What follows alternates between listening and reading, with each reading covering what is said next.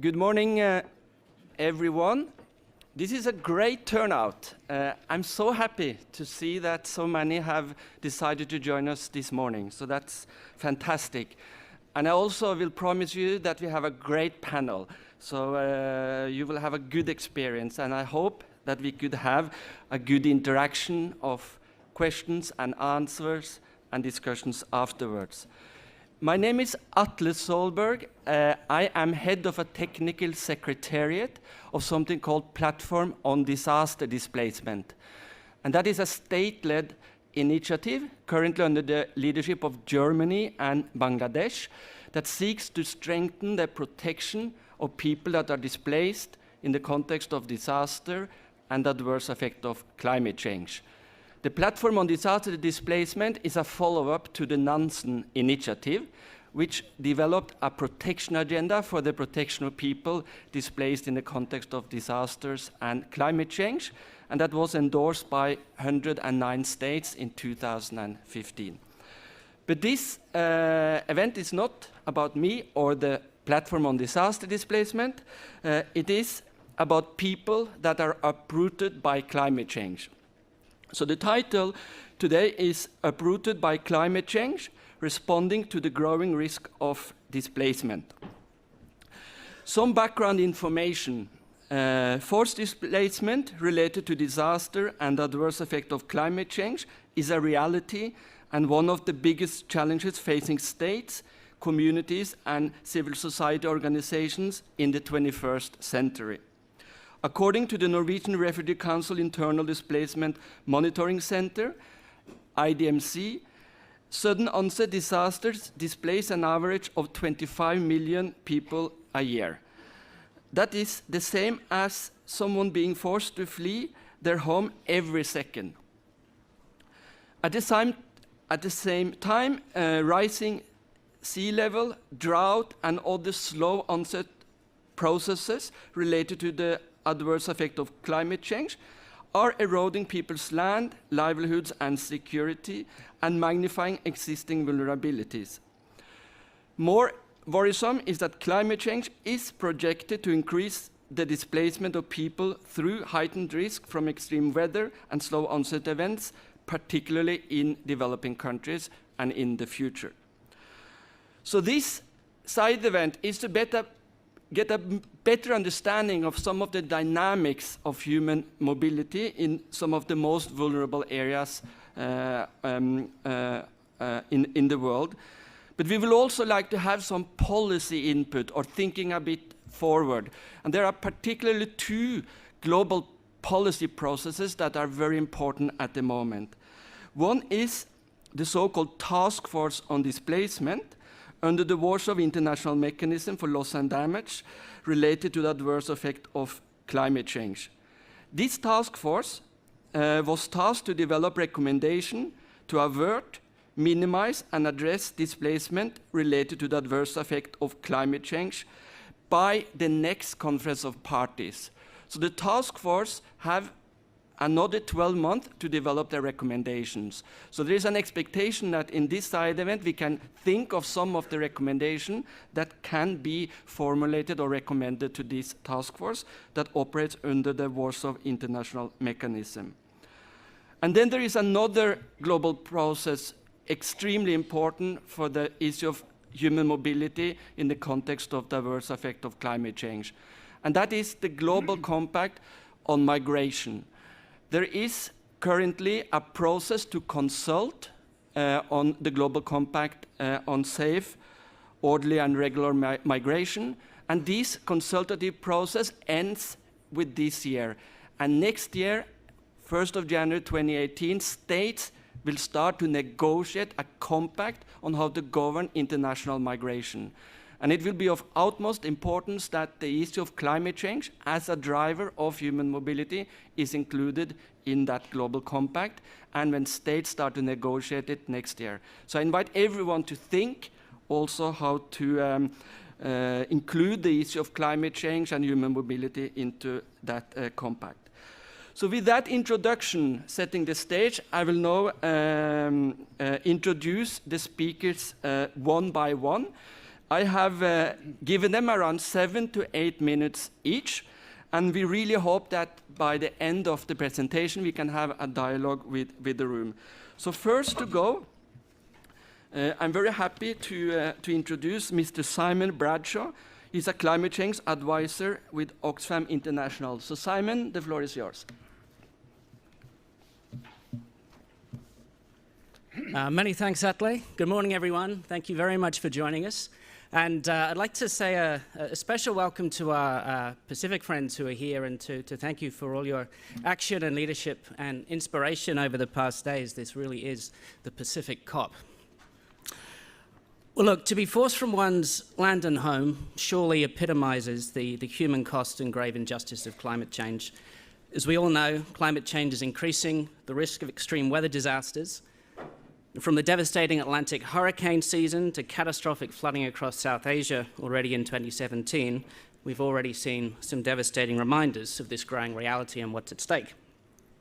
At the same time, as Atle has outlined, rising seas, more intense droughts, and other slow onset changes are all magnifying existing vulnerabilities and the likelihood of displacements. These impacts are felt first and hardest by lower income countries and by women, children, and indigenous peoples. We must also recognize that these are the same groups that are at the forefront of driving solutions to the climate crisis. Now, while our main focus today is going to be on the solutions, I'm going to spend just the first few minutes reminding us of what is at stake. Just having a little issue with my slides here, technician. There we go. Well, recent analysis by OXFAM, based on data from the Internal Displacement Monitoring Center, shows us that based on the proportion of the population displaced, people in low and lower middle income countries are around 5 times as likely to be forced from their land and homes by extreme weather disasters than people in high income countries. These, of course, are countries who have contributed almost nothing to the causes of climate change, but are bearing the brunt of its impacts.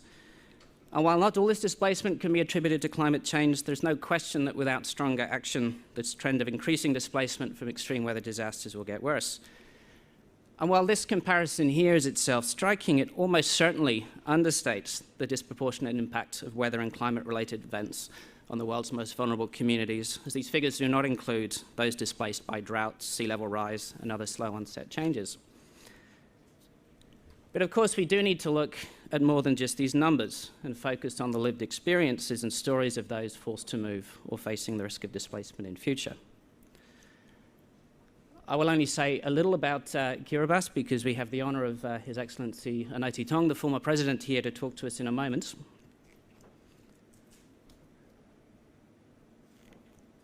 There we go. With the world's atoll nations, including Kiribati, Tuvalu, and the Marshall Islands, face a truly existential challenge from climate change. While often labeled as small island developing states, these and other Pacific countries, I think, are much better characterized as large ocean states, as they are custodians of vast tracts of the world's oceans, to which their cultures, identity, and economies are inextricably tied.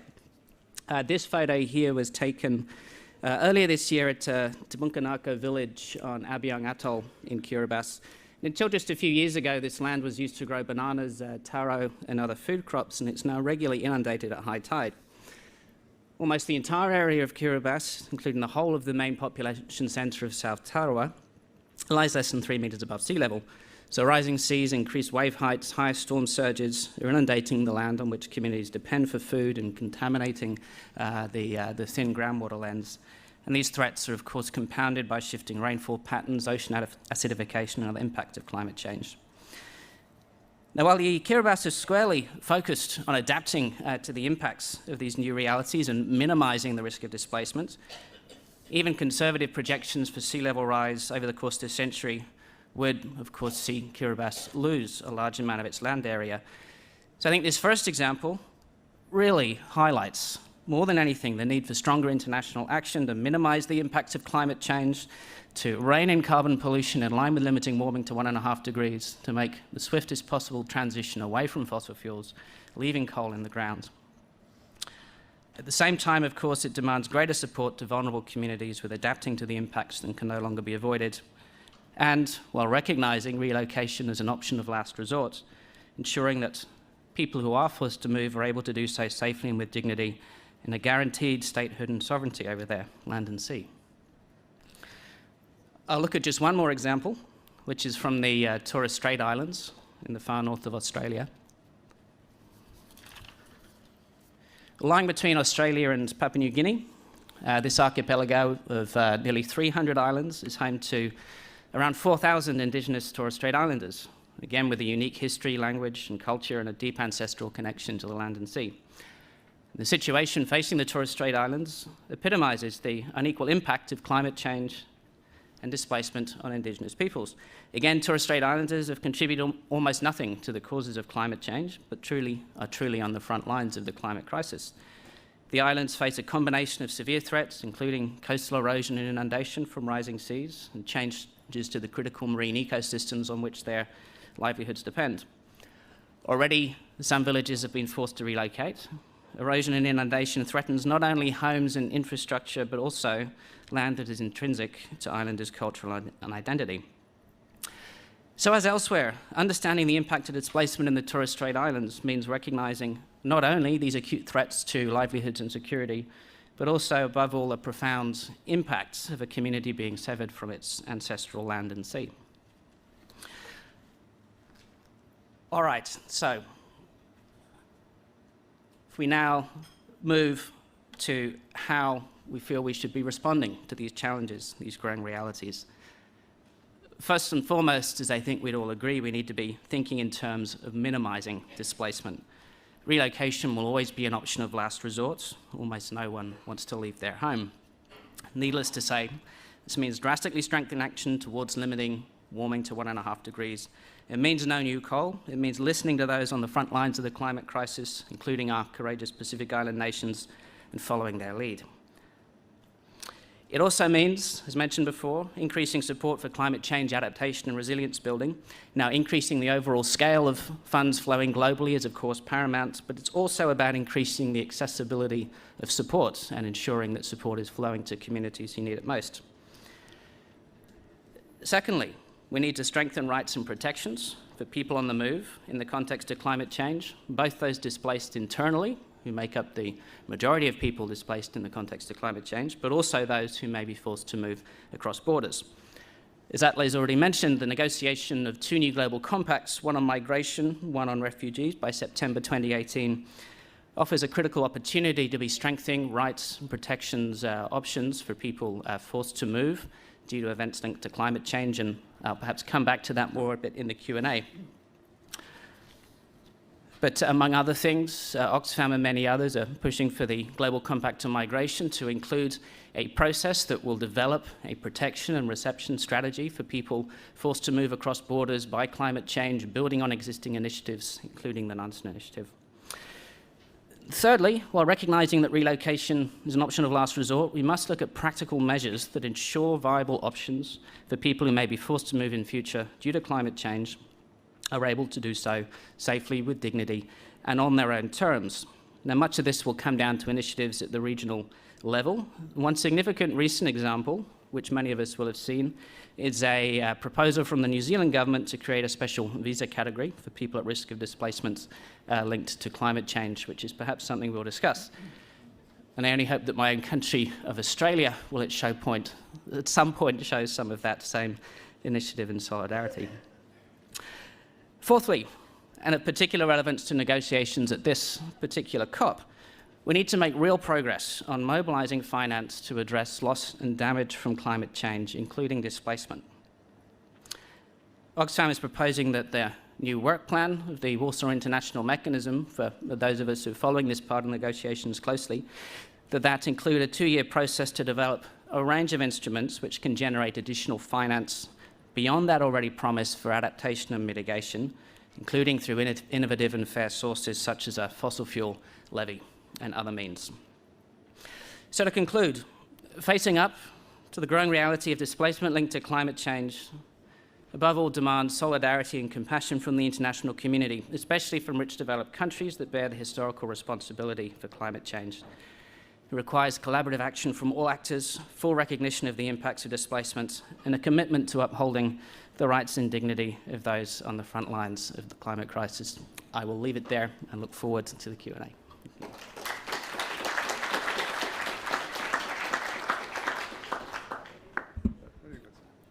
Thank you, Simon. That was great. I think one important message you gave to us through the voices of people in the Pacific, also about their options and what they see as last resort, the forcible movement of people. I also think you gave us 4 very concrete recommendations, and I also invite everyone to think whether you agree on these recommendations or whether they could be sharpened or be formulated differently. So I think we got a good start to some of the objectives of this event. Then I'm very pleased that we are moving to South Asia, and we have 2 distinguished gentlemen that will present their work. Mr. Aminul Haq, he's Deputy Director of Coastal Association Bangladesh, and Mr. Masoom, who's Executive Director, Coastal Development Partnership. So the floor is yours, gentlemen.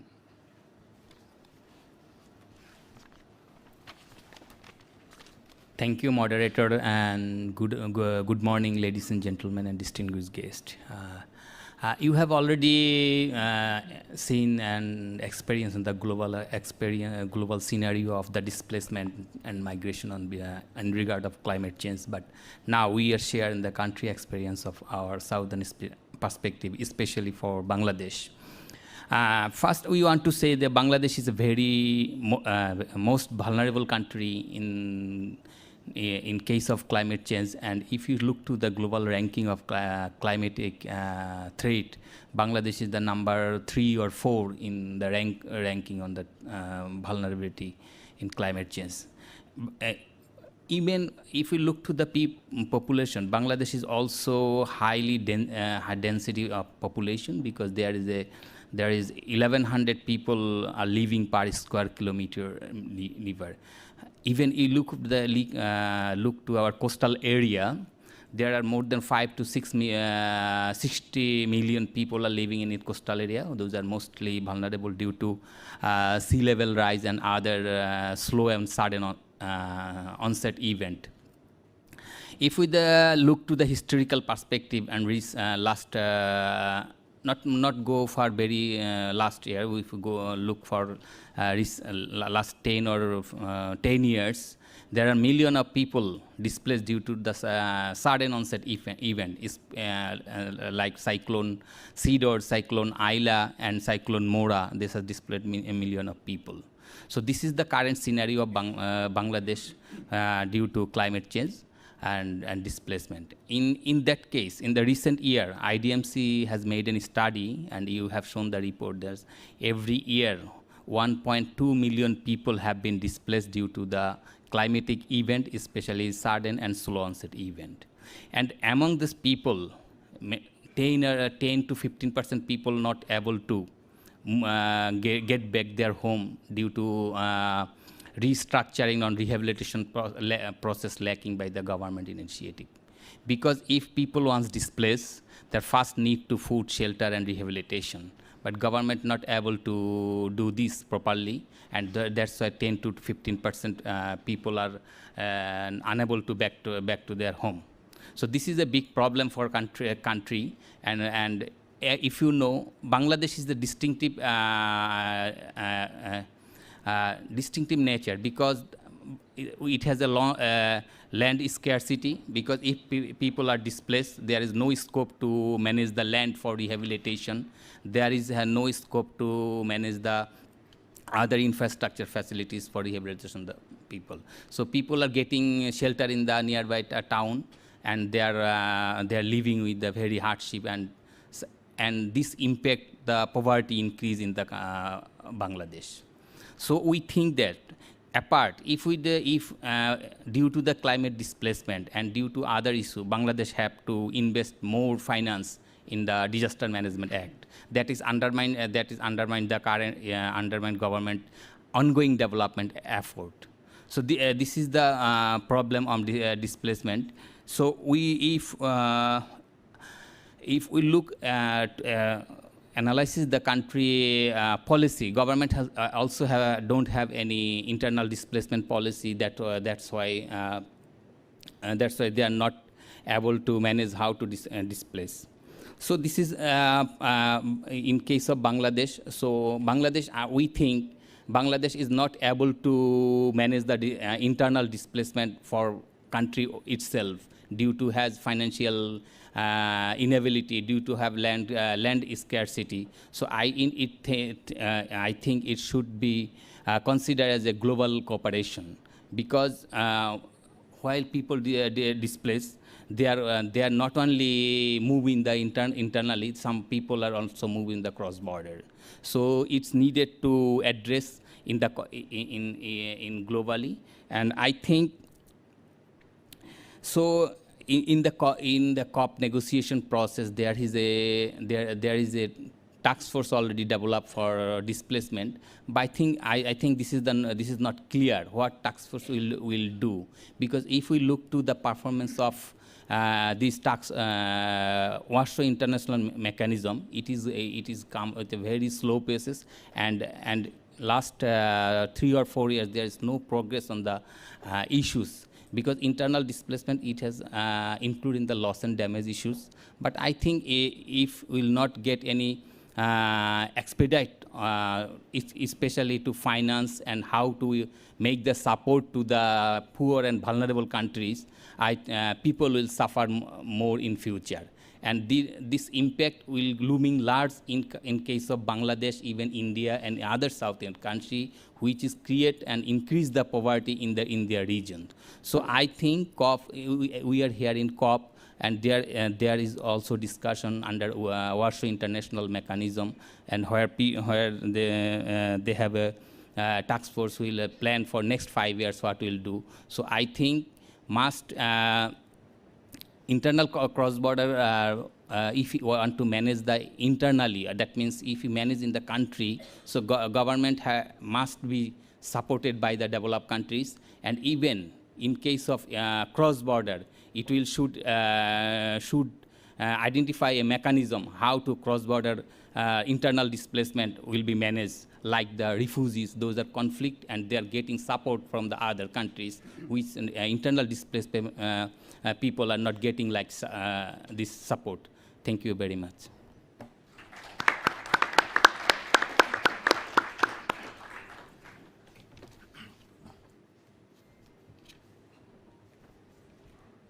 Thank you. Warm welcome to all of you. In fact, I'm grateful to my colleague because he talked much about the policy and other fact issues.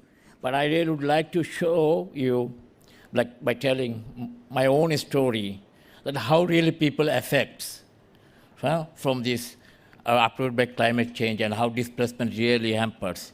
Because I grown up in the coast, working in the coast, but not now living in the coast. So within 30 years, I have seen a lot of changes in my personal life, my own community. And as I have a both like science and social science research background, I try to understand both issues from the scientific facts and the community experiences. That is my own experience as well. So when like people talking about the displacement, my first realization is it came to the global discourse at a much later stage, at least 20 years. We are talking on these issues. Because I first displaced in 1991, after the big cyclone hit in Bangladesh. More than 100,000 people died in a single night. So, and that cyclone really affected me psychologically as well for a longer time. So one of the main aspects of the people who are displaced, their psychosocial aspect has never been touched upon when the negotiation is going on, because we are the human being. So we are driven by our emotions. So displacement really creates emotional fluctuations. That is very difficult to adjust. So it's like you just cannot relocate a person and feel that he would be very happy in a new place. No, it doesn't really that way. So, and that means, as my organizations, we work on basically climate risk assessment methodology, try to understand that, and also looking after all the cases who are working on displacement plant relocation. So my own experience, working experience suggests, like after 1991 cyclone, one island, Kutubdia, that was like a land was fall down. So many people has to relocate in the Cox's Bazar district. So government, what it did, allocated land and putting people there, giving a house and others. And I am telling you, last year, if you go visit these places, people are still not properly relocated. They don't still have a medical facilities, not a school for the children, or even the religious facilities. So what it believes that plant relocation also requires a long time in the reality. And if we don't really focus on this kind of plant relocation involving all the communities, then it will not work out. Because we found why it didn't work out. Because when we talked with the communities, had a planning, we found out if government or whoever involved in the plant relocation have a multi-stakeholder dialogue with the community, involving the governments and all other actors, then all their needs would be gradually supported. So it's like they would have a school, like after 1991, it's a long time. They don't even still have a school for the children. And it's like they don't have any alternative livelihood options, going to the fishing again. And for this, like a disaster, that really just, if the fisher folk community person dies through the disaster, what happens? The wife of that fisher folk has to relocate. And we don't even talk on this kind of issues. So this relocation has a social dimension on certain extreme weather events.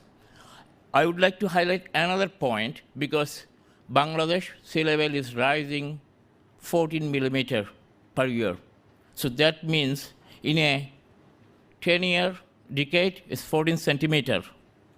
So that also thinks that some of this very slow onset event and this salinity is encroaching our land, our agricultural land. That is a silent killer for the people. And poverty would really increase if the land, they cannot produce food.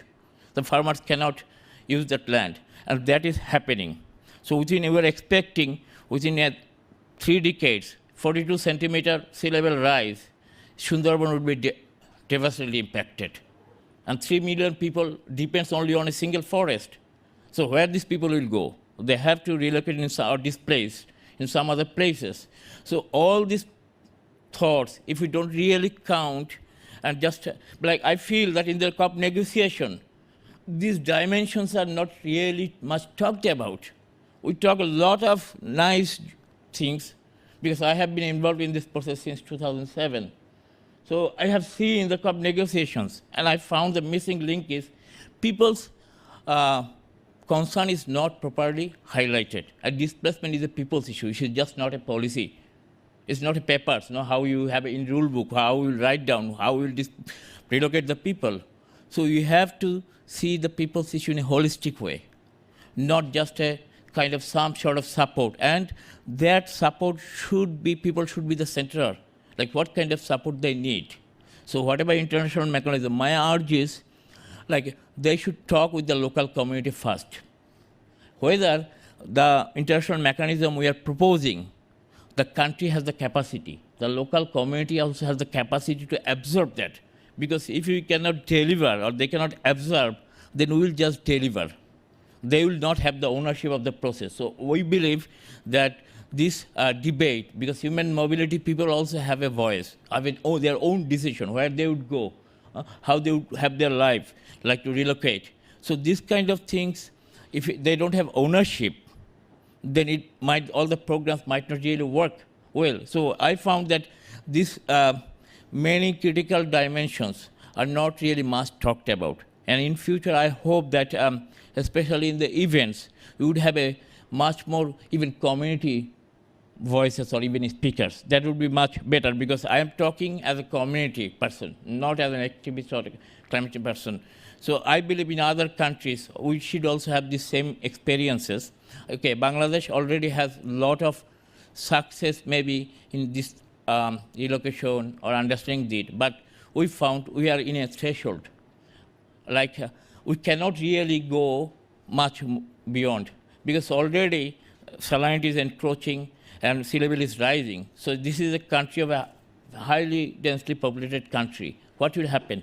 This internal displacement, the way the pressure is handling the countries, how the international cooperation could really help on these issues, we really have to think about that. And I would ask all of you also think, because displacement we are thinking in the international forum, but we have to address the displacement at the local level. So how we can bridge the link with the local community and the international actions. Thank you.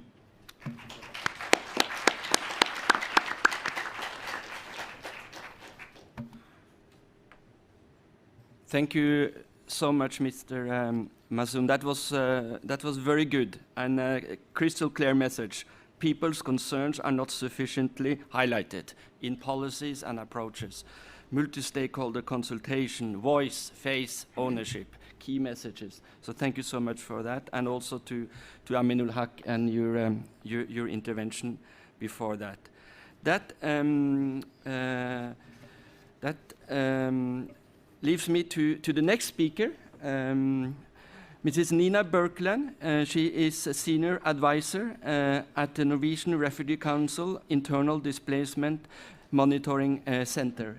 The floor is yours. Thank you. Can I have the point?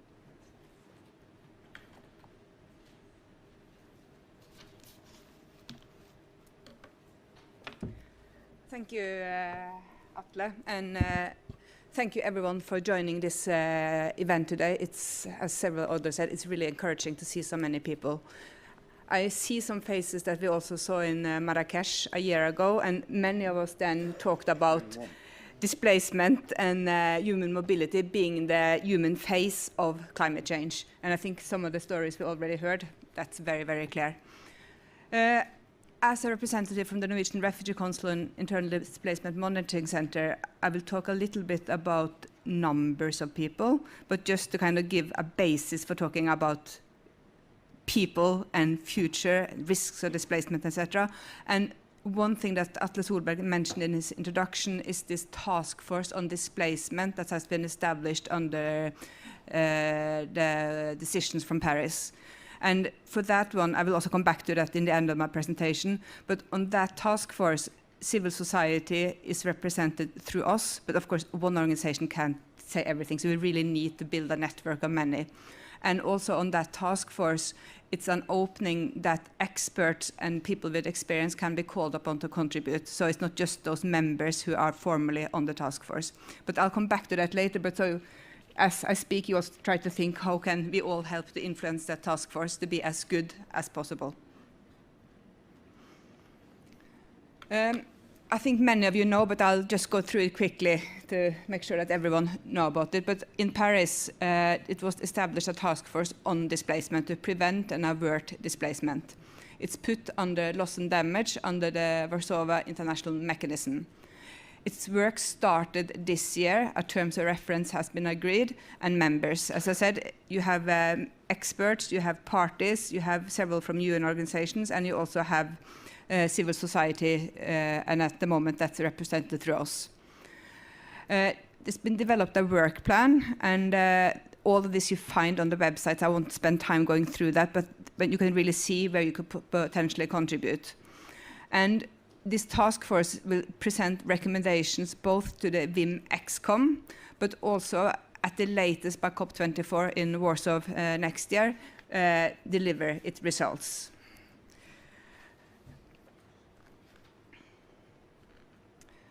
This means that the work is being done as we sit here, and I think a meeting like this will also help to influence the information going to that task force. We, from the civil society side, we have taken the lead on one area, which is to develop recommendations for integrated approaches to avert, minimize, and address displacement related to the adverse impacts of climate change. And we're looking at the state of knowledge, and particularly on slow onset events. As we heard in some of the presentations already, when we talk about numbers, we only have numbers on sudden onset displacement today. We don't yet have any systematic numbers on slow onset. We have many cases, but not any global figure yet.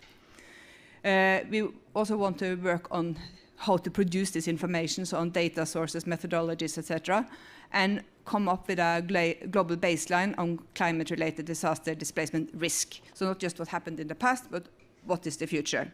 And one of the big challenges when we talk about the risk in the future is that we know what's happened in the past, but as we see that the effects of climate change are getting harder and worse, we still are struggling to integrate this into models. If you look, for example, to Alaska, you see that the huge rise in average temperature means that changes are happening quicker than anyone really are able to understand and put into scientific work at the moment. So this is one of the challenges when we look for future. How is actually climate change going to affect? And then we also need to work on available data and its impact on different regions and groups of people within each country. Going back to figures, because many people are asking, yeah, what should we do for the future? But it's not just the future. This is happening now. Every year, more than 25 million people are displaced by sudden onset disasters. If we had a global figure on slow onset, that number would be much, much larger. So, and if you compare that to the people being displaced by conflict, war, violence, this number is usually 3, 4, 5 times as big every year. You can also see from this map that these blue dots symbolize weather-related events, and you find them in almost any country in the world. The yellow are the geophysical events, so volcanoes, earthquakes, etc. So again, you see that the majority of events and also the majority of displacement is weather-related. If you look on where in the world displacement linked to disasters and climate change is happening in absolute numbers, no surprise, you see that Asia is big. This map is built on numbers over since 2008 until now. If you look specifically on the last year where we have numbers from, which is 2016, the 5 biggest situations of displacement linked to disasters and climate change globally were China, Philippines, India, Indonesia, and United States of America on the 5th place. If we break this down to population, so putting the numbers linked to the population, the map looks slightly different. You see that the small island developing states really stand out. You also see that Africa is proportionally very large, so we talk about versus population. Again, looking at the numbers from 2016, the 5 countries in the world that had the biggest displacement towards population were all island states: Cuba, Fiji, Philippines, Tonga, and Sri Lanka. One of the things we see is that, yes, we have these numbers, and they are scary enough in themselves. But what we still struggle to understand, and I really think what was underlined here, what is the experience of people living in these locations, both already being displaced, but also at risk of displacement. How do we talk about this when we look to slow onset context, drought, sea level rise, etc.? Most people moving, whether migration or displacement, it's a mix of causes. You rarely have one cause alone. So how can we also understand this better? In many areas of the world, you always have had seasonal migration, and how do you then look at that when you also have displacement coming in? What happens when people cross international borders? Today, if you cross an international border linked to disasters and climate change, you don't have any formal legal rights. But through the platform on disaster displacement that Atle is working with, there's a lot of work being done with states to try to secure these people's rights. And then a final question is also linked very much when people who have left the country come back to their country, are they able then to resettle, or are they becoming displaced in their own countries? I won't spend a lot of time on the risk modeling, but as I tried to say when we started, as an organization, NRC and IDMC, we have developed a model for risk of future climate displacement. The challenge we know is that how do we really put effects of climate change into this, because it's still so new, and it's easy to go backward, but with the increase in temperature, we don't really know how this will affect. So the figures that we produce with this model, I think we have to still say are quite conservative. But what we do hope is that such a model can help both policymakers, but also all of us working on in civil society to try to push the agenda on securing the rights, try to avoid that people have to move, and when people do move, that they can do it with dignity.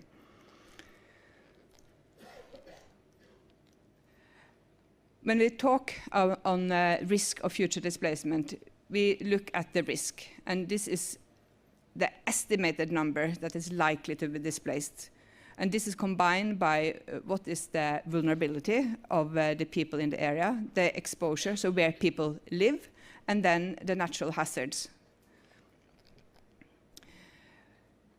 Again, to underline, where we really need to understand much more in this situation is the slow onset hazards, and how climate change, together with poorly planned urbanization, environmental degradation, poverty, and also overlap with ongoing conflicts and violence, all push people to move.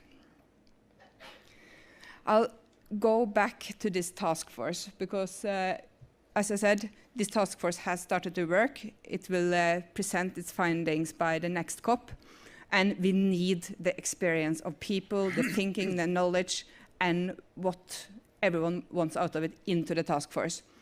So what we really would like to call upon, and both during the discussion but also maybe afterward, those of you who would like to contribute, do contact us from the civil society side. There's also colleagues from the UN here if you're from UN organizations.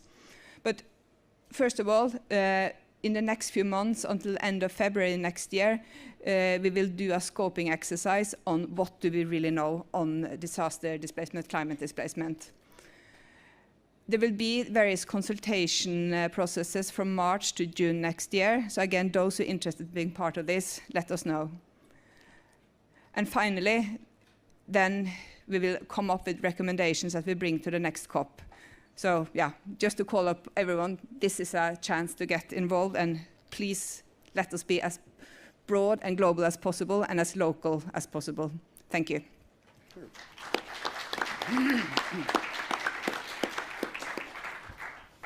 Thank you, Nina. That's great. One message: there are opportunities for feeding into the work of the Task Force on Displacement, and NRC, IDMC are representing civil society organization, so that's an opportunity.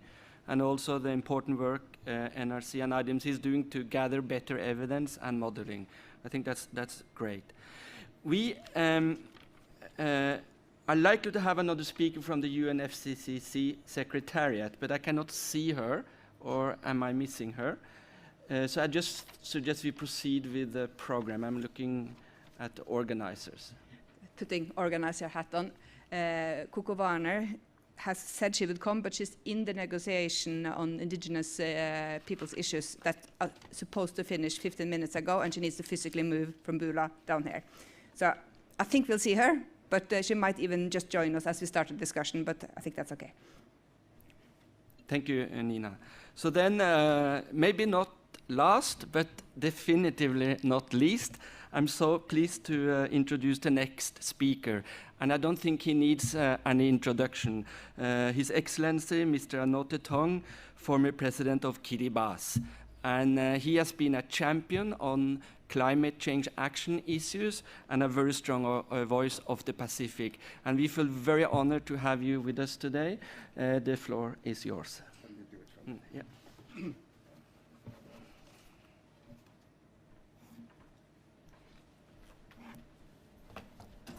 Thank you. I'll do it from here so you can see me. Before I begin, it's customary in Kiribati that we bless each other. So let me bless you, but I would also ask you to bless me back. So we can all become blessed before we begin. So what I would say is Kamnamur, and what I would like you to say in response is to bless me back by saying Maori. Okay, let me bless you. Kamnamur. Thank you. Now we can proceed. Okay, first of all, there's something that I feel I must put on record here, and this is my my pleasure at being involved in this, particularly that Fiji, as one of the small island developing states in our part of the world, in our region, being the president of the COP23, and I think it's very fitting for many, many reasons. And so what I want also to make clear is I come here in my capacity as an individual. I am no longer in government. I don't want to preempt what the present government is doing. But I do come here with a background of having been involved with this for more than a decade. And of course, I come here as a grandfather because I've got many grandchildren. I think the last time I counted is 14, but I think there's some more coming. And so when you talk about climate change, about displacement, about the impacts of climate change on people, for us, it's not about an abstract concept that we're talking about what's happening to other people. It's what's happening to us in our very homes. And I can understand what my colleagues have been saying from Bangladesh. Bangladesh and Kiribati are, of course, part of the Climate Vulnerable Forum because we are vulnerable. And I don't want to repeat what's already been said because we don't have a great deal of time. And of course, Simon has done a great deal of work in Kiribati. But let me share with you some of the things that I had been trying to do, the sort of vision that I had in trying to address the issue of climate change, which I've always regarded as a human issue. I know for a long time there was a great deal of focus on climate change as being a scientific curiosity, whether it was human-induced or just the normal natural cycle. And so the debate went on for quite a long time. And here we were, sitting on the sideline, waiting to listen for the judgment, whether it was human-induced, how fast it was going, and the projections of the level, the rise in sea level, because our islands are so vulnerable. And so at the end of the debate, by the time the fourth assessment report of the IPCC came out, it was fairly conclusive that it's real, it's human-induced, and they did put forward some projections as to rise in sea level. Whatever the rise, it is disastrous for us. But what we have been hearing ever since has been that all of those projections are conservative. And even, I think every morning I go through my phone, okay, and I go on Google, and it tells me a different story all the time. It's not getting any better. It's getting worse. And so for us, we have to come to the brutal reality that we will be submerged underwater. There is no second. There is no option. So in the time that I was trying to address this issue, it was very difficult because even in my own country, there's a great deal of denial because nobody wants to hear that their home is no longer to be. And so even today, some of the comments and the talks that I give are denied by people back at home because they say I'm a scaremonger. I'm trying to get people to be scared. But I think it's the way we see things because many of us look at climate change and the impacts of climate change in relation to our lifetime. But that is the big mistake because it's not about me. It's about the future generation. And so, as I said, every time I watch my grandchildren play and I wonder, where will this one end up? Because it won't be in Kiribati. Because there will be no Kiribati. And I ask myself that question, what should I do to give some assurance of their future? You know? And so that's, in a way, what has been driving me over the years, because I can see just not just my grandchildren, but everybody else's grandchildren in Kiribati. And so unless we are to embark on a very radical adaptation program to build up the islands, and I've been heard as talking about floating islands, and I was still looking at floating islands, and I would find floating islands for my grandchildren if I could, because I know the islands in Kiribati will be underwater well before the end of the century. And if not, and I can see that the sea level rise is not the most immediate danger. It's the changes in the weather pattern. And I think we've got to understand this. We, in our part of the world, we're on the equator. And so what we do is we create these storms and send them to our friends in Fiji. We send them up north, but they never stay with us. They are created on the equator. But for the first time in 2015, a cyclone was created in our part of the world, and it went south. It hit the islands of Vanuatu, severely damaged the islands of Vanuatu, came back and hit Tuvalu seriously, hit our southern islands seriously, and flooded most of our islands. And so this is an event that is taking place, and an event that is most likely to be more frequent into the future. And if it happens again and again, and if it happens with greater severity, I can guarantee you our islands will not be there to wait for the rise in sea level. And so we have to acknowledge the reality that unless we can somehow build our islands to be to keep rising above the rising seas and the rising storms, then we have no choice but to find somewhere else to go.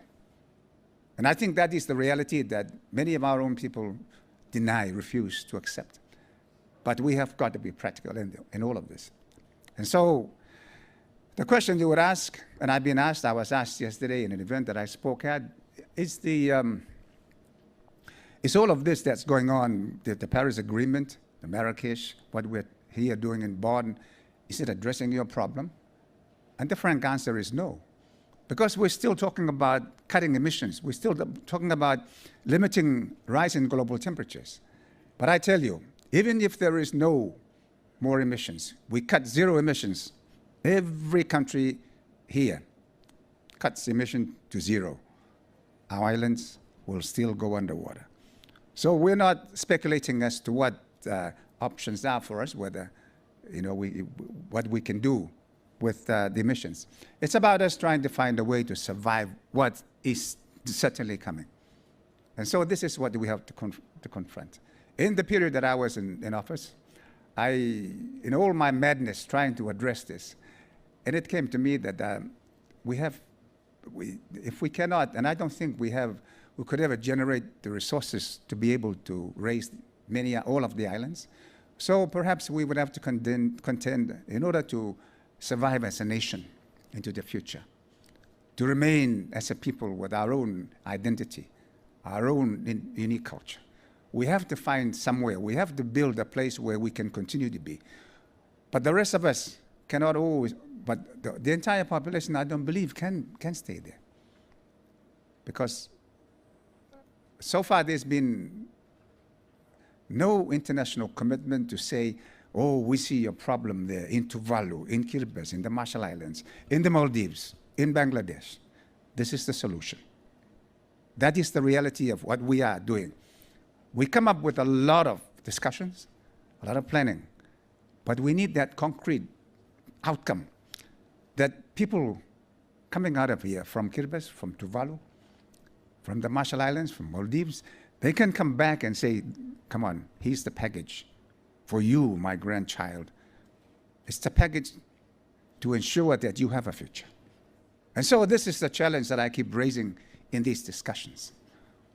Unless we can do that, because we continue to tackle the problem from here on, but we've gone past those for whom it's too late. And so we need to go back a little bit and say, what do we do with those for whom it's too late? Because there is no attention being focused there. And we keep talking about not leaving anybody behind.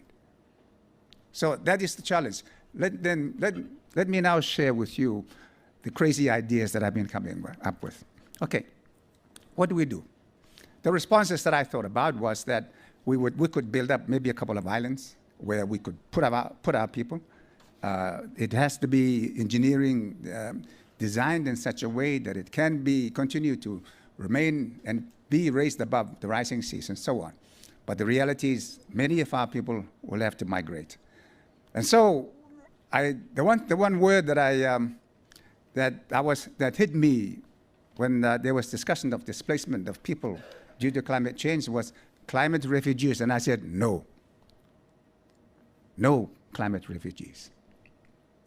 And this is when I started finding some way of making a dignified exit. And so I came up with the terminology, migration with dignity. And so a lot of people have been asking me, what do you mean? Okay, I know I've been discussing with the Anderson Initiative and trying to advocate this. Because we have more than adequate time to deal with this. We know it's coming. And so it's not a sudden event that leaves us no time and room to come up with strategies. We have more than enough time. And so the idea of migration with dignity is that we know that it's coming. We know that not all of our people can be accommodated in whatever islands we raise. And so let's prepare our people, educate them, train them so that They can, as a matter of choice, choose to migrate wherever they choose to go. As people with international qualifications, as people who can go into the new society they go into with dignity, as people who will make a contribution to the community they go into, as worthwhile citizens of the country they go into. And I joke to the people our people that I meet in different countries. I say, this is my vision.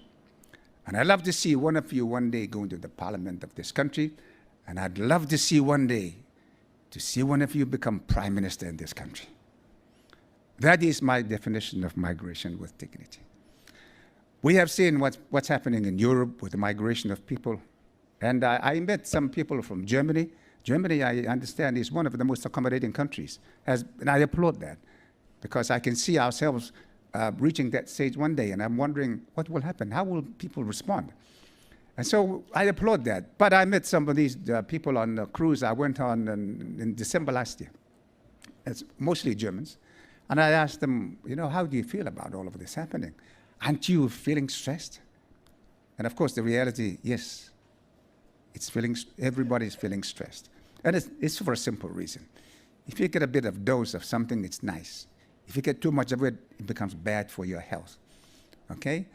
But I think the idea of migration with dignity, of preparing people so that if and when they go into the new societies, they will come in as painlessly as possible, not only for themselves, but for the communities they go into.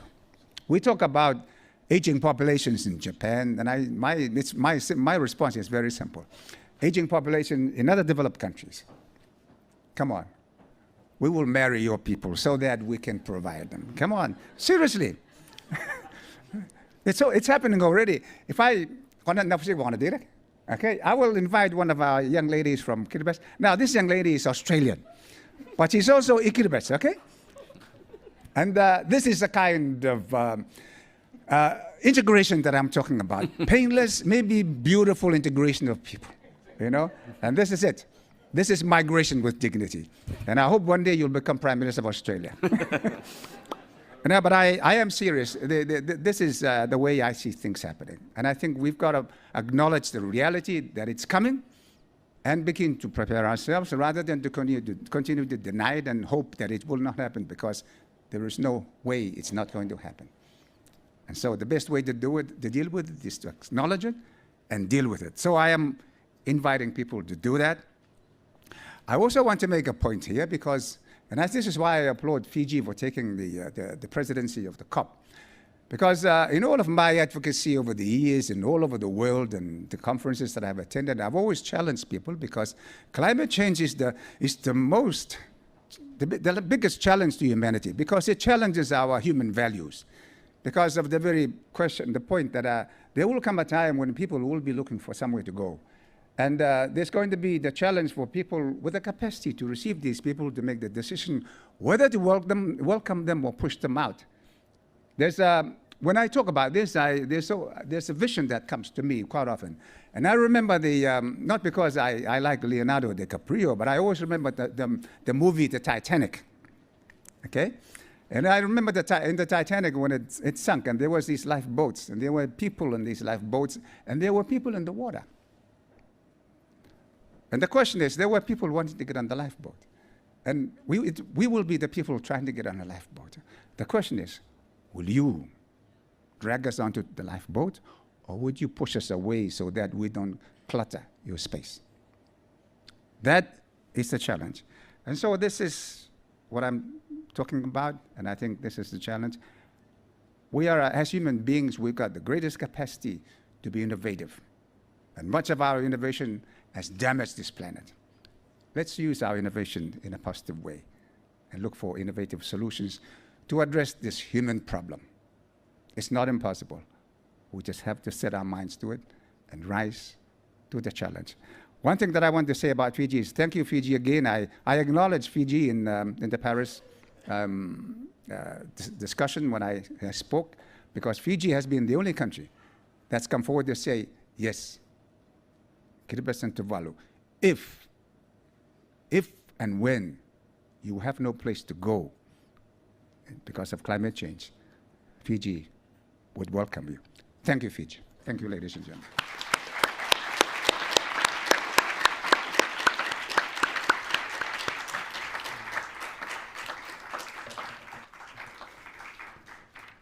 Thank you so much, Mr. Tong. That was sobering in many ways. One message is that the global policy processes don't really address the problem. So there is something that needs to be done. If all the efforts that go into the climate change negotiation, other negotiation on migration, if they don't address the problem, what do we do then? I think another sobering message was that the islands will not wait for rising sea level. Something will happen before due to the intensity and frequency. So there's an urgency. It's not only about the water rising. And that there is a package that is needed, that it has to be put together as a package that addresses the problem, particularly from the small island developing states. And one element of that package is migration or migration with dignity, as you mentioned. So maybe that's something to be promoted, both within the climate change negotiation, but also into the Global Compact on Migration. So with that, we end the presentation. Why don't we give a big applause to all the speakers?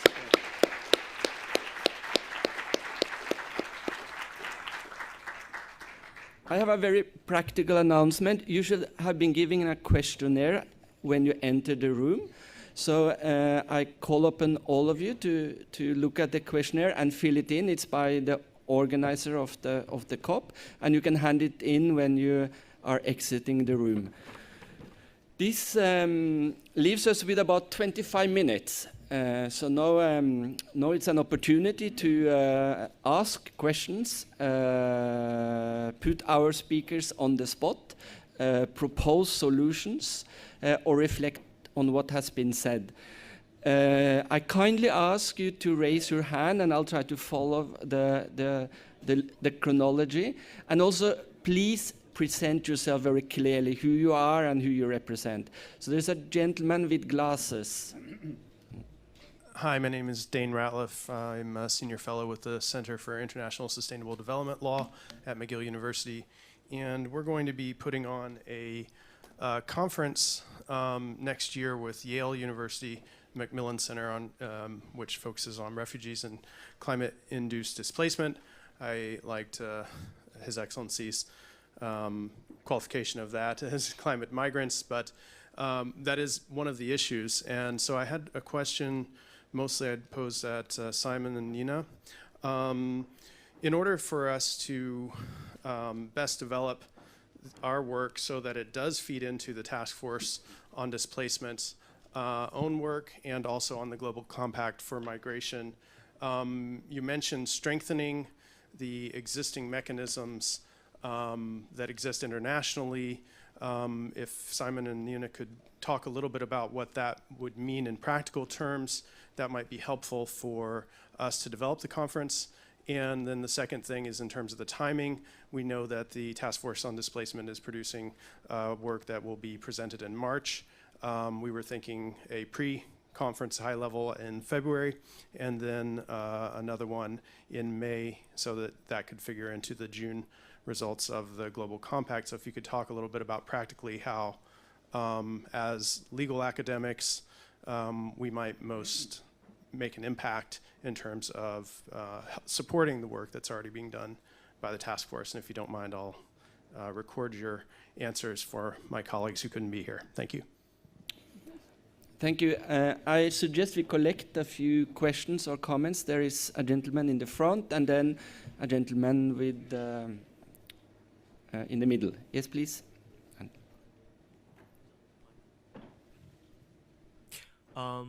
I'm Maximiliano Monti. I'm from Deutsche Welle.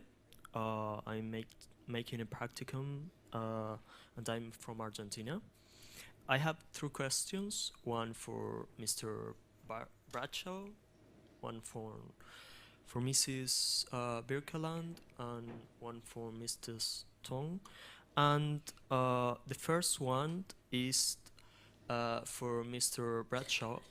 My question is, why does the United States do not still recognize legally the statement of the global warming refugees or climate refugees, and what they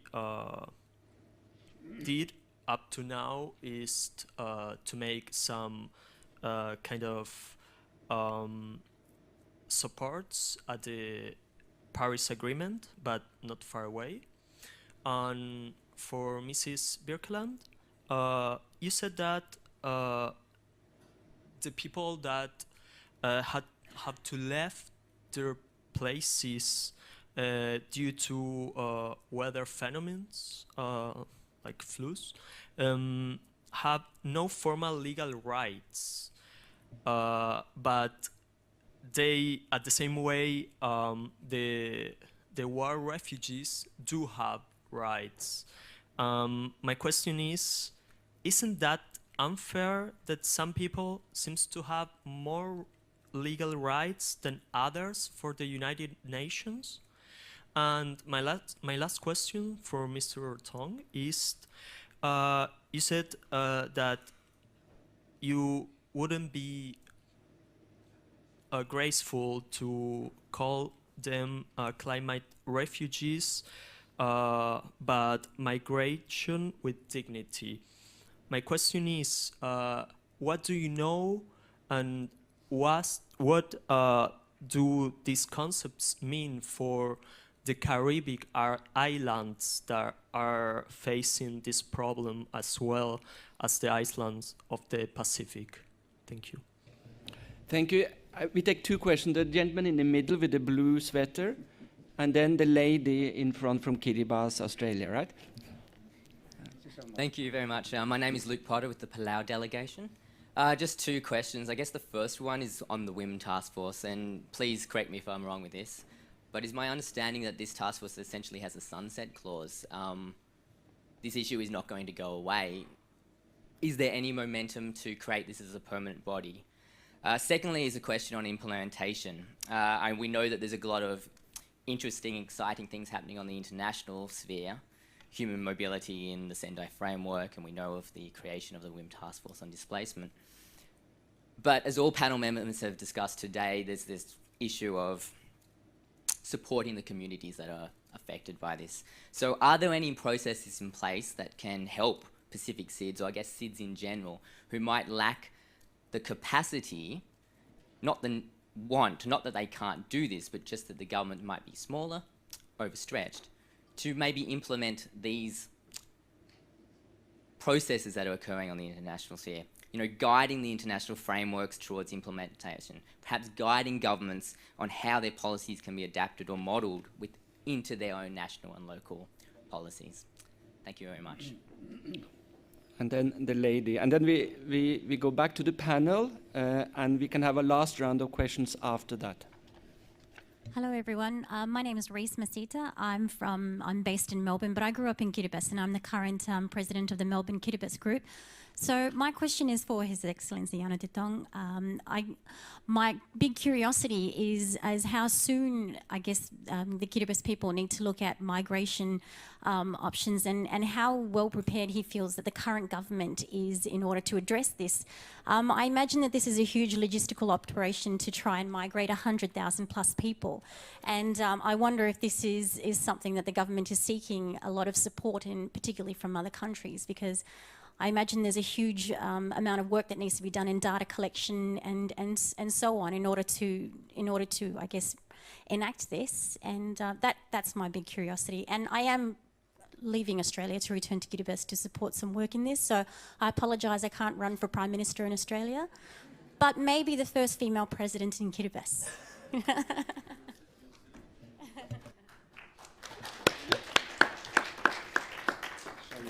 Thank you so much. We had 4 questions, and Your Excellency, would you like to respond to the last one and the second to last? Thank you. I think I might be in dangerous waters if I'm going to comment on the present government. When I talk about migration with dignity, I think the process, in a way, has already begun. And during my term in office, there's a lot of initiatives which we undertook which were actually part of that process.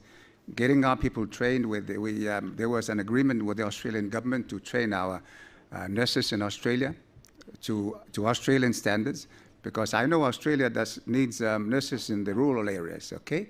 So it's about filling gaps. It's about a mutually beneficial arrangement. And so it's about matching those. And when I talk about an aging population, I am not joking, okay? Japan needs younger people to do a lot of the work. So what is it that's stopping us benefiting mutually from this? So the question that you asked is when. I think it's already started, and I think it's about consciously doing it, so that not only are we doing it, but other countries in Bangladesh, so that if and when people do migrate, they're not migrating as people who know nothing about the culture, the language, and the place they're going into. They are well prepared so they can assimilate very easily. And you know, as I said, I'm a person who believes that the world one day will be one ethnic group if we work hard enough at it, because there's greater mobility today, and so maybe it would solve some of the racial relations that we have. Okay, but I think it can start already. My view is in some of the programs that we have embarked on are actually part of the process. It's about reinforcing it and accelerating it and spreading it so that a greater number of people get access to it. So I would see that as providing education for a larger number of people, providing technical training for a larger number of young people, so that if they choose to go, they can go. Hopefully, as I keep repeating to our people who go and live overseas, go, but don't ever forget to send back money to your parents, okay? The question as to whether the government is prepared, I think we still have a lot of time to go, but I think we mustn't, I think the last thing we ever want to do is politicize this challenge. I think I've often spoken about the politicization of climate change, and I've seen examples of it in our region, in Australia, let me say. With the changes of government, there are changes in policy to climate change, and climate change keeps going on, whether it's the Labour government or whatever government is in. Likewise in New Zealand. And we see a prime example of what's happening in the United States. And of course, it would be such a pity if we, the countries that are most vulnerable, would be too focused on our politics rather than the challenge that is coming. And so I think this is what we need to do, work together to ensure that we can do as much as possible to prepare our people. But it's not about the government, and I think this is important. It's about our own people understanding this and changing our attitude, because it's not something that may or may not happen. It's something that is going to happen, and we've got to prepare. I know a lot of people who listen to what's going on, they say rubbish. And of course it's rubbish because it won't affect them. But it is definitely going to affect the next generation and the generations after. Thank you. I hope it answered your question. Thank you, sir. Simon and Nina, you got a few specific questions. I've listed them, so I will make sure you answer them. And I'm also inviting our friend from Bangladesh, if you would like to comment on some of them. So I'll give the floor after Nina and Simon. Simon, please. Dane, first of all, thank you for your question. Very important one, and I'll say a little, but very happy to talk more afterwards in more detail. But things that we should really be pushing for in the Global Compact on migration, having heard a lot of these perspectives. Well, I think one of the most useful things in a broad sense would be if the Compact really embeds this notion of migration with dignity, not just the values and the concepts, but also what at a practical level, this means, what various states can do to enable migration with dignity. And that can be many things. I mean, most obviously, that's encouraging states to provide expanded channels for regular migration for people who may be forced to move, but it can also mean enhancing labour mobility schemes that it provides opportunities for greater mobility as part of longer-term strategies, and of course raising remittances for home countries to be adapting to climate change and other needs.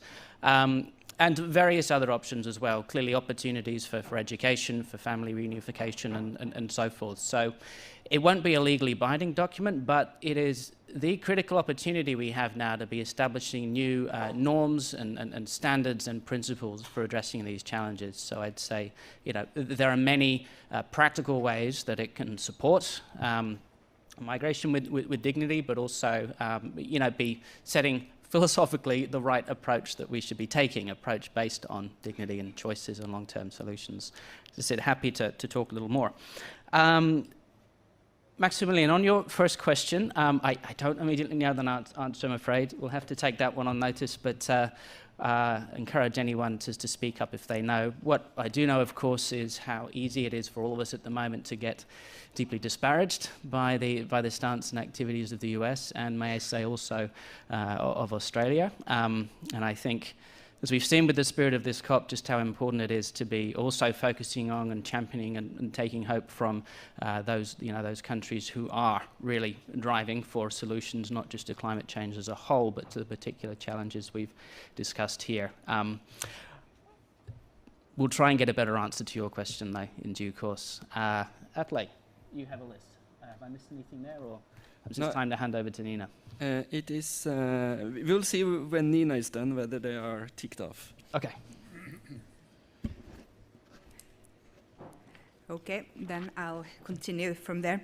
I think I'll go back to the last question from Luke about the task force and the sunset clause of that. I think that we actually got this task force established in Paris was a big victory, and especially thinking that this was during the time that a lot of people, and especially politicians in Europe, was very afraid to bring discussions on migration and displacement into the climate change negotiations. So we got it in.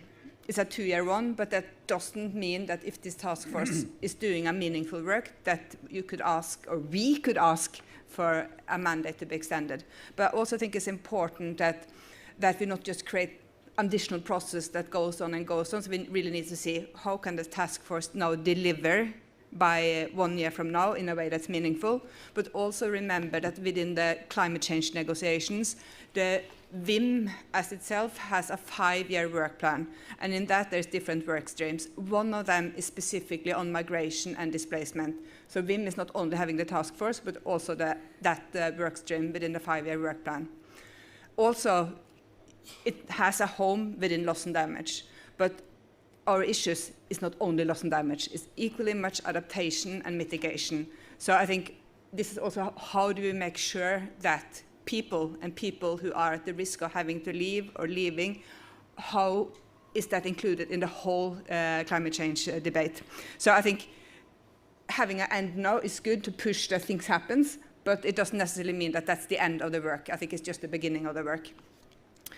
Then you also asked about how can we, or at least the way I heard your question, is very much how do you take things from policy and words into concrete action and practice. And I think this is a point we are at for a lot of policy and global discussions, is that it's, yes, you get issues in, but how does it really make a difference for each of us in the daily life and for those people most at risk? And I think one of the challenges we have is that we often try to make things so good that we never finish. So how can we make things good enough when it comes to practice in implementation by law and policy in countries? But also how do we from civil society try to push people in power in our countries to do the right things? So just one concrete example, not from the UNFCCC process, but from Sendai, which is on disaster risk reduction. Also their displacement, human mobility is included. But if you are a disaster risk manager, how do you include displacement and migration on top of everything else you need to include? And this is where those of us who have experience and expertise need to help and make this possible in a simple way. We're working on another document for that, a very short guide for policymakers, a checklist, have you done this and this, and hopefully that can help. But that checklist will never be used unless all of us also ask those who do this to use these tools. I'll move on to questions and go back to Maximilian. You asked, is it fair that people don't have the same rights? No, that's not fair. And I think underlying all our work, the human rights that we all as individuals should have independent of where we are or in which situation. But I think what is important is to upholding rights doesn't necessarily mean putting people who are fleeing from climate change and disaster into the Refugee Convention, because I think it wouldn't happen. We could want it, but it wouldn't happen. And we need solutions that happens now. So also I think what is important, and a lot of the people at risk of moving and already moving, as we heard, don't want to be labeled a refugee. So I think it's maybe an easy conclusion to jump to, but it's not where we should go. So I think going back to what has been covered by others, how do you secure migration with dignity?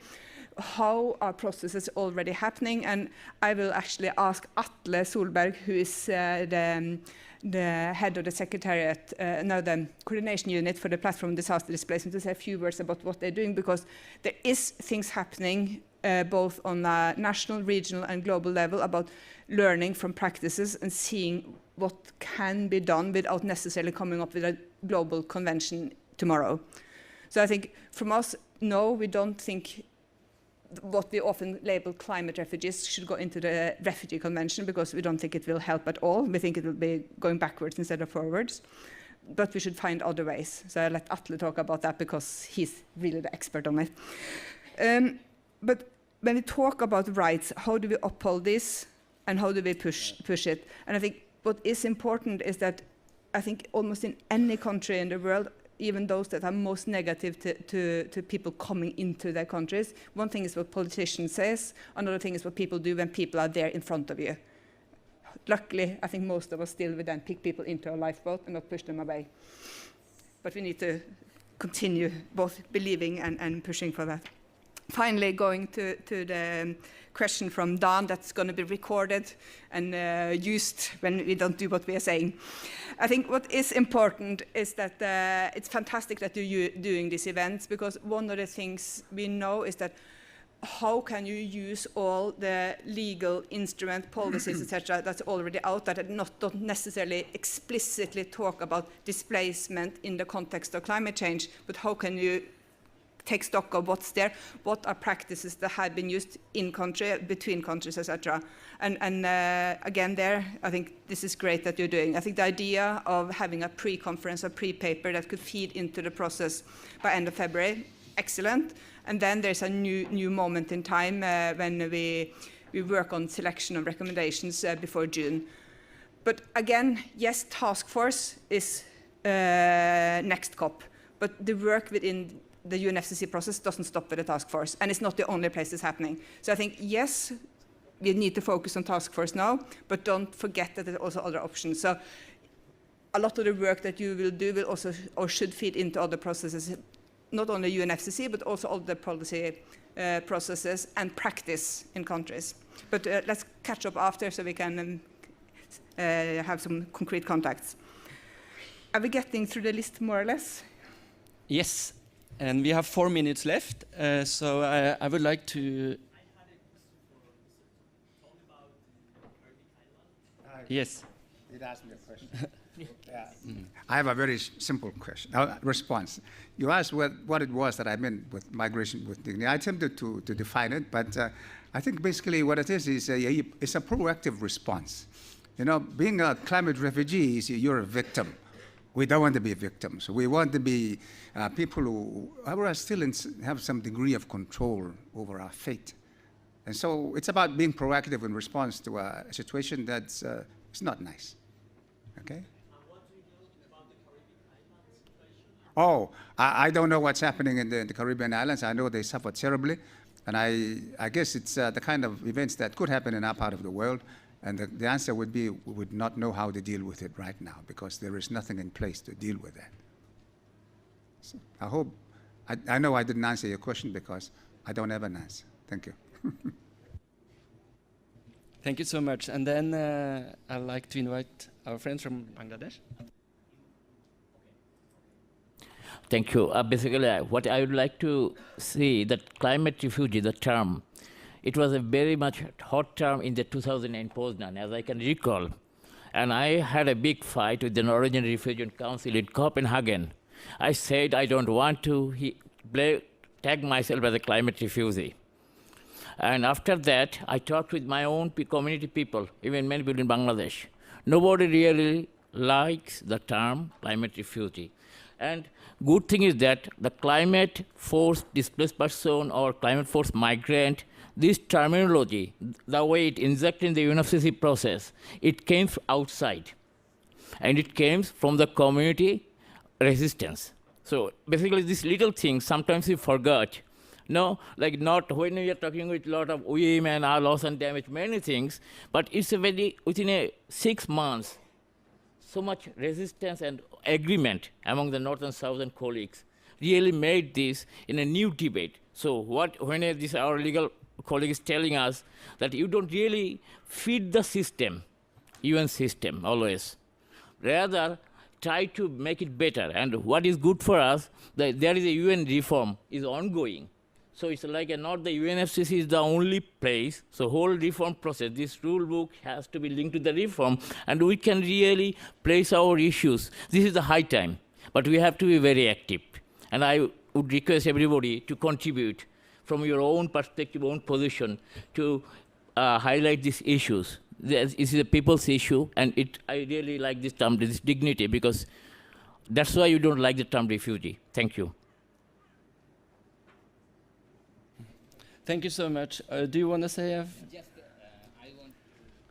I want to just one thing, because this is my first participation in COP. But in country, we are doing policy advocacy, influencing governance to prepare and develop an internal displacement policy. But I think this is so far, because once it was drafted by Bangladesh, but now it is kept aside for the observing the political sensitivity. But I think Bangladesh is most vulnerable, like other AOC's countries, because it's a high quantity of population and low scarcity, high scarcity of landed.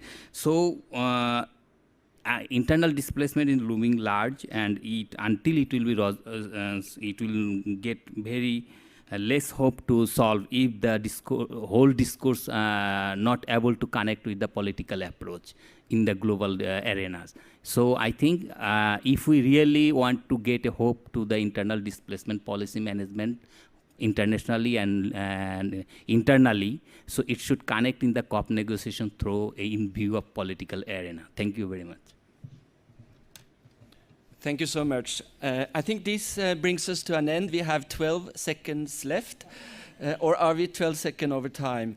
I think there is a consensus, just to wrap up the last segment, that the term climate refugee is not necessarily to be promoted. And I just wanted to point you in one direction. We have heard about migration as the direction is what we heard from New Zealand last week. What about a humanitarian visa category for people that may be in need of admitted to another country? So maybe that's something we could try to promote, visa categories for people in these circumstances.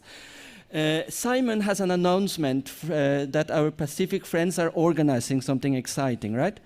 Thank you, Atle. Is just to finish up, we've obviously heard again and again the importance of truly listening to those who are grappling with the impacts of climate change. And among the many wonderful Pacific events this week, just want to mention this afternoon, We the Pacific at the Talanoa Space Uniting for Climate Action this afternoon is at 2:30, and it's followed straight after by a Talanoa on keeping fossil fuels in the ground, also in the Talanoa space. I believe, Your Excellency, you will be speaking there, but it's among the many events I know that are happening, it's one that I'll certainly be heading to, and I'm sure many of us will. Thank you very much for the discussion. Thank you, Atle, and everyone else. Thank you so much. A big applause to you guys and to the panelists, and thank you so much.